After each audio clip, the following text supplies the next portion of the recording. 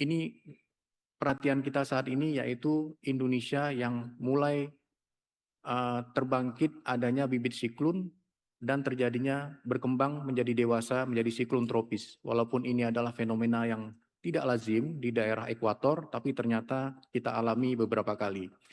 Selanjutnya kita sedikit bersyukur karena La Nina tahun ini, yaitu adanya massa udara dari Samudra Pasifik ke Indonesia melemah sehingga dalam kondisi lemah sehingga tidak mempengaruhi cuaca kita secara signifikan. Ya. Next. Yang pertama, Bapak Ibu sekalian, terkait dengan bibit siklon.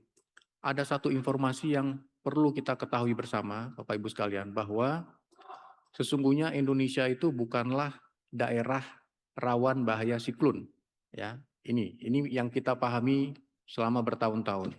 Umumnya siklon terjadi, ini di utara, di perairan Pasifik sebelah barat, yaitu di bagian utara Papua terbentuk, kemudian dia melintasi Malaysia menuju Laut Cina Selatan, melintasi Filipina, kemudian dia akan berakhir di Laut Cina Selatan. Sehingga Filipina ini dilalui siklon selama lebih dari 10 kali dalam setahun. Kemudian siklon yang terjadi umumnya itu tidak akan mendekati khatulistiwa karena efek Coriolis yang lemah, perputaran bumi, sehingga siklon terjadi dia lebih tinggi daripada 5 derajat lintang utara dan 5 derajat lintang selatan. Dia tidak berada di khatulistiwa pembangkitannya. Tapi ternyata terjadi anomali karena anomali atmosfer, kemudian cuaca, seruakan dingin dan sebagainya, sehingga terbentuklah yang kita kenal dengan dengan siklon Senyar di Selat Malaka. Dan pada saat yang sama, Selat Malaka ini suhunya agak hangat, menaikkan hujan, awan hujan terbentuk cukup banyak, sehingga walaupun siklon Senyar berkategori 1 paling rendah dari kategori 1 sampai 5, menimbulkan dampak bencana yang sangat besar.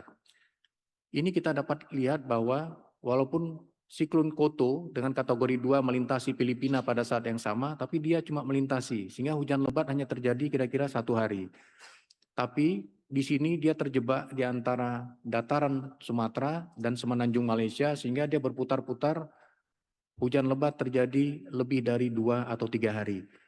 Di Pos Langsa itu tercatat 380 mm hujannya, itu hujan 1 bulan dijatuhkan dalam 1 hari. Jadi kita bisa bayangkan bagaimana dahsyatnya bencana yang kita alami di Taifun Senyar yang lalu.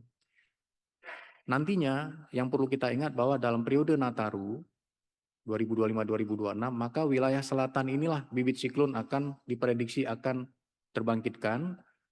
Kadangkala bibit siklon ini muncul kemudian hilang, tapi dalam beberapa kasus dia muncul kemudian berkembang menjadi dewasa yang kita sebut jadi siklon. Ya. Wilayah yang perlu kita waspadai terhadap tumbuhnya bibit siklon dan menjadi siklon yaitu Bengkulu, Lampung, Banten, DKI Jakarta, Jawa Bali, NTB, NTT, Maluku, serta Papua Selatan dan Tengah. Ini dampaknya bisa langsung ataupun tidak langsung.